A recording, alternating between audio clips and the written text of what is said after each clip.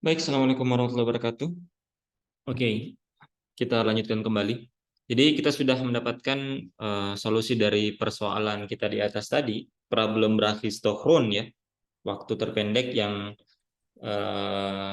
lintasan dengan waktu terpendek yang ditempuh oleh suatu massa atau suatu partikel dengan massa m yang dipengaruhi oleh gaya gravitasi. Dan ternyata rosotan dalam tanda kutip lintasan yang memberikan waktu terpendek ternyata bukan merupakan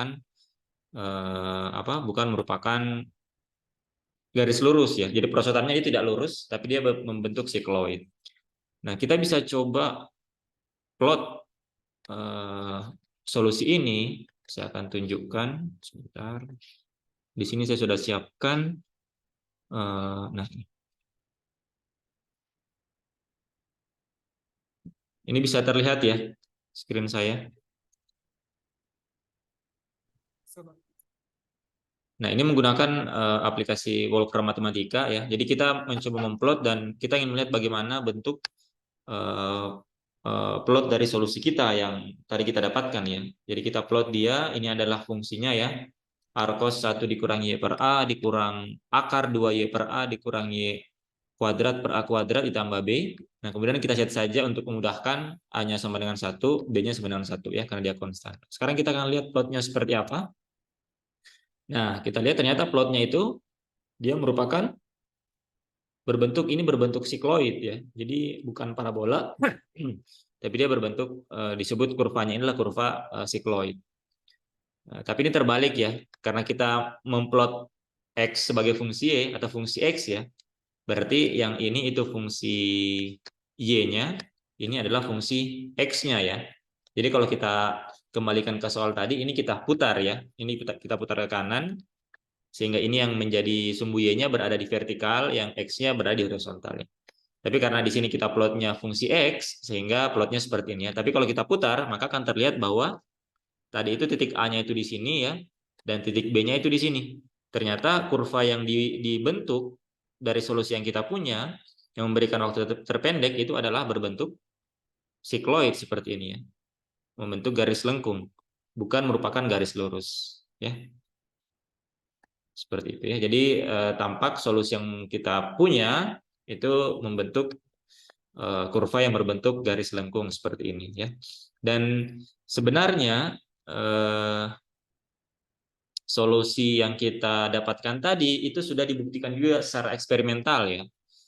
Kalian bisa coba cari apa di YouTube ya, atau saya tunjukkan saja. Tadi saya sudah coba cari sebentar ya. Saya tunjukkan.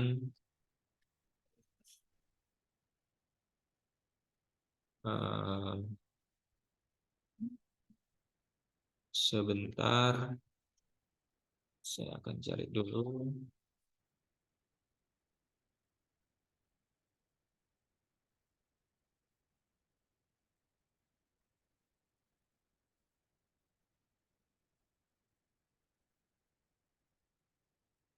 Mana tadi?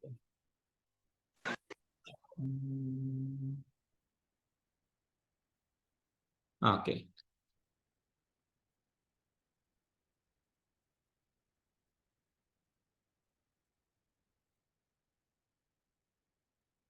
Saya akan tunjukkan di sini ada video ya, sebentar. Nah ini. Nah ini adalah video eksperimen seperti kasus yang kita tunjukkan tadi ya. Saya coba ulang ya. Jadi ini ada tiga, saya perkecil saja supaya tidak lihat. Jadi ada tiga apa? Bola yang, sorry, ada 4 bola yang dilepaskan dari atas ya, dengan berbagai bentuk lintasan ya seperti ini. Nah kita akan lihat yang mana lintasnya yang membuat bola ini sampai di titik bawah itu dengan waktu yang paling pendek. Ya, jadi terlihat bahwa yang memberikan waktu terpendek adalah yang merupakan kurva sikloid ya, bukan merupakan kurva yang garis lurus ini ya. Kita lihat lagi. Nah ini. Jadi lintasan yang nomor 1 ya, atau lintasan yang berbentuk sikloid. Selesai, oke. Atau video yang lain, saya punya video lagi di sini. Nah, ini mungkin akan lebih jelas ya, dengan gerak slow motion. Jadi ada 3 buah lintasan dijatuhkan secara bersamaan, 3 buah bola dengan 3 lintasan yang berbeda. Nah, kita lihat ternyata memang bola yang paling cepat sampai di bawah itu adalah bola yang melewati lintasan berbentuk sikloid ini ya. Pada awalnya memang terlihat yang lebih dulu adalah yang di kurva dengan garis lurus atau lintasan lurus ya. Tapi kemudian si bola kuning ini yang melewati garis lintasan lengkung, dia lebih dulu ternyata ya. Nah, artinya ini membuktikan bahwa solusi yang kita temukan itu sudah tepat ya, baik secara pembuktian secara matematis dengan menggunakan kalkulus variasi ya, dan juga secara eksperimental ya. Dan ini bisa dibilang dia counter intuitif ya. Secara intuisi kita akan sebelum kita menghitung atau melihat eksperimennya, kita akan secara intuisi mengatakan bahwa pasti lintasan yang memberikan waktu terpendek adalah lintasan lurus. Tapi ternyata tidak demikian ya. Lintasan yang memberikan waktu terpendek itu adalah lintasan yang berbentuk sikloid ya. Nah, itu adalah salah satu contoh aplikasi dari kalkulus variasi untuk kasus fisis ya. Dan sebenarnya problem yang di atas tadi itu sebelum kalkulus variasi muncul ya. Problem tersebutlah yang menjadi salah satu yang mendasari munculnya kalkulus variasi dan menghasilkan persamaan Euler. Nah, sekarang persamaan Euler yang kita punya itu tidak hanya berlaku untuk satu variabel saja ya. Maksud saya, sebelumnya kita merumuskan, ini kita berpindah ke pembahasan lain ya. Jadi contoh yang lain sudah selesai. Jadi fungsional yang kita punya, misalkan f ya, fungsional itu merupakan fungsi dari y, kemudian turunan dari y, di mana keduanya merupakan fungsi dari x ya. Tapi sebenarnya fungsi ini itu dia persamaan Euler ini itu tidak hanya berlaku untuk satu variabel terikat saja. Jadi dia bisa terdiri dari beberapa variabel terikat ya. Atau kita bisa tuliskan bahwa fungsional yang kita punya itu bisa terdiri dari beberapa fungsi ya. Misalkan saja kita sebut yi, kemudian di sini yi aksen, di mana masing-masing yi ini adalah fungsi dari x ya. Jadi kita punya beberapa fungsi y ya. Misalkan saja jadi yi sebagai fungsi x itu terdiri dari misalkan Y1, Y2, Y3 dan seterusnya ya, tergantung dari problem yang kita hadapi ya. Sehingga bentuk persamaan Euler yang akan kita dapatkan juga bergantung dari jumlah variabel terikat yang ada di dalamnya ya. Sorry, ada berapa fungsi yang ada di dalam fungsional kita ya. Jadi integral yang kita punya itu bentuknya juga akan sama dengan x1, x2 fungsional dari beberapa buah fungsi ya, yi aksen, di mana keduanya merupakan fungsi dari x seperti ini ya. Nah, di mana nanti persamaan Euler yang kita dapatkan juga bergantung dari jumlah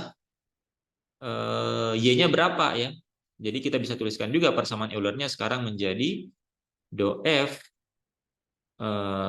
do yi dikurang ddx dari do f do y aksen sama dengan 0 ya. Jadi secara umum bentuk persamaan Euler itu seperti ini ya. Di mana nantinya untuk mendapatkan solusi dari persamaannya biasanya juga terkadang dia tidak bersifat independen ya. Artinya saling berhubungan antara dua buah persamaan untuk mendapatkan solusi dari persoalan kita ya. Nah, persamaan Euler ini itu banyak dimanfaatkan di mekanika ya. Kalau misalkan kalian ingat, saya kira ini harusnya sudah dijelaskan di kuliah mekanika lanjutan ya.